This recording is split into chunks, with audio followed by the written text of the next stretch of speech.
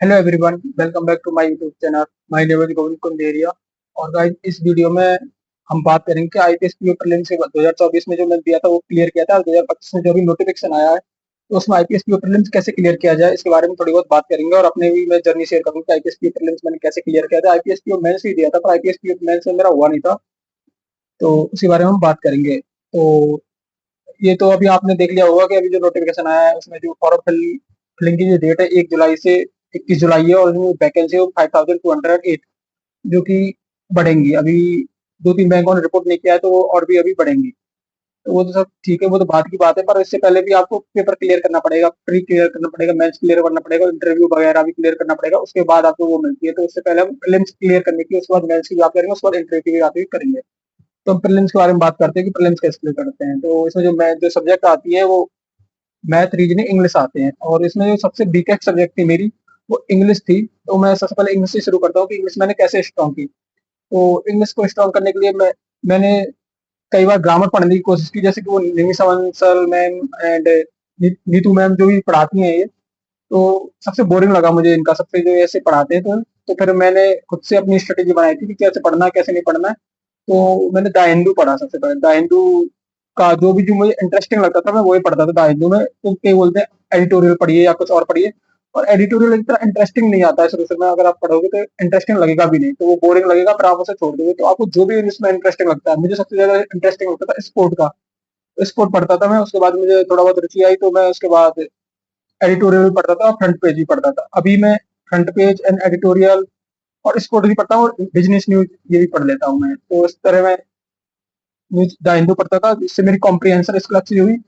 और थोड़ी बहुत ग्रामर, क्योंकि आप अगर न्यूज पेपर रेगुलर पढ़ोगे तो उससे आपको एक अंडरस्टैंडिंग डेवलप हो जाएगी, उससे आपको पता चल जाएगा कि कहाँ पे एरर है या क्या है, क्योंकि एरर के क्वेश्चन भी आते हैं तो उससे पता चल जाता है।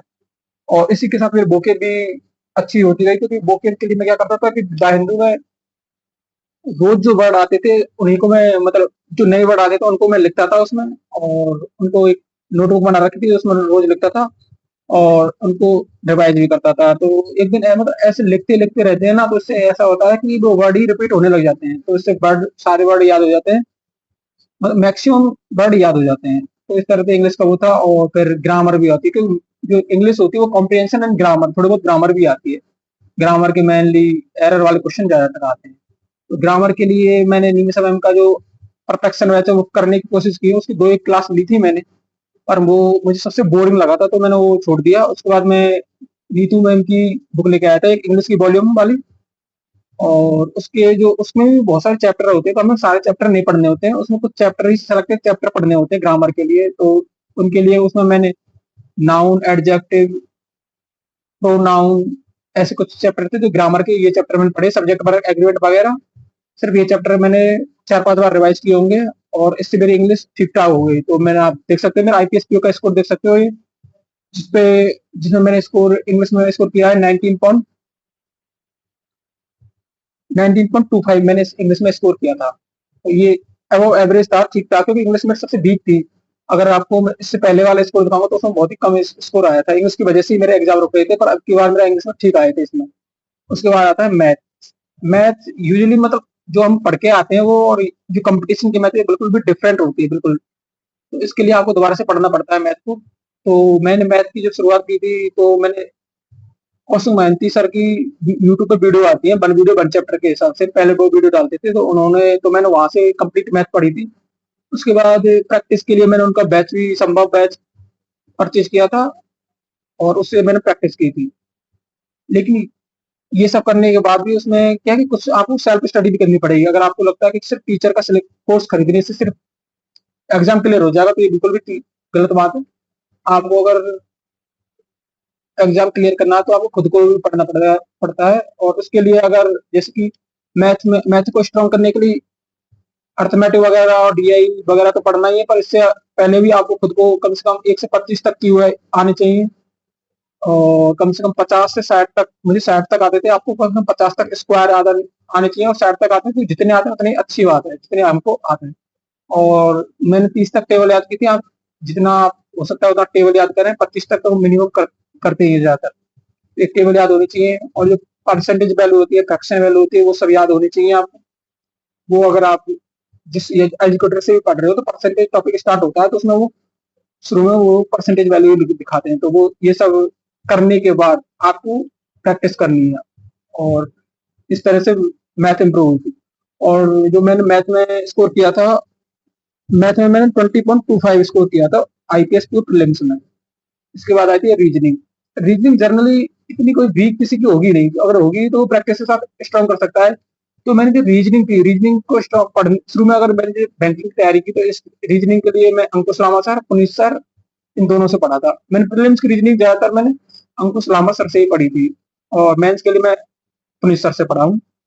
तो इसके लिए मतलब एक बार अगर आप पढ़ लोगे तो इसमें रीजनिंग में ऐसे टीचर से पढ़ने लायक कुछ है नहीं है, एक बार आप पढ़ लो तो उसके बाद वो सेल्फ प्रैक्टिस चाहिए रीजनिंग में। तो रीजनिंग की सेल्फ प्रैक्टिस के लिए मैंने गाइडली का पीडीएफ बंडल या जो भी मॉक टेस्ट थे उनसे प्रैक्टिस की। वो 4-5 पजल लगाता था और स्लॉग और भी आते हैं वर्ड काउंट वाले, ये सारे क्वेश्चन ये करता था मैं। फिर ये सब मतलब सब कुछ होने के बाद मैं रोज, जैसे कि आईपीएस पीओ प्रीलिम्स के 10-15 दिन रह जाते थे तो रोज 2-2 बुक लगाता था, उनके फिर मैं प्रैक्टिस करता था ज्यादा से ज्यादा। और जो भी क्वेश्चन थे वो जो भी सब्जेक्ट वीक थी मेरी, जैसे मैथ, रीजनिंग, इंग्लिश में प्रीलिम्स में जो 3 आते हैं उनमें जो भी सब्जेक्ट वीक थी उसके सेक्शन लगाता था और प्रैक्टिस करता था। तो इस तरह से फिर मैंने रीजनिंग में जो स्कोर किया है, मैंने रीजनिंग में मैंने 22.5 स्कोर किया है, जो कि टोटल 62 बनते हैं। और जो आईपीएस पीओ की कट ऑफ थी वो 48 के समथिंग थी का आईपीएस पीओ की कट ऑफ। तो जो मैंने कट ऑफ से 14 मार्क अबव स्कोर किया था, तो ये एक एवरेज, बिलो एवरेज था मैं बिल्कुल जब मैंने तैयारी शुरू की थी। तो आईपीएस पीओ करंटली मैं एसबीआई जीए सेलेक्टेड हूँ। एसबीआई जीए में अभी एलपीटी वगैरह की तैयारी चल रही है, अभी एलपीटी होगा उसमें। तो ये था मेरी बैंकिंग जर्नी जिसमें मैंने आईपीएस पीओ प्रीलिम्स क्लियर किया था और आईपीएस पीओ मेंस अनफॉर्चुनेटली हुआ नहीं था, उसमें मैं रह गया था थोड़ा बहुत। तो ये था। तो इन दी एंड जो भी इस वीडियो में बताया गया है आप उन सब स्टेप्स को फॉलो करके IPS PO prelims easily crack कर सकते हो।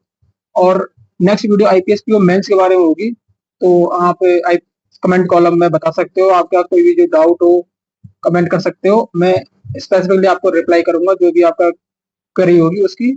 Okay, thank you for watching the video. अगर आपको वीडियो अच्छी लगी तो चैनल को सब्सक्राइब करें, वीडियो को लाइक करें।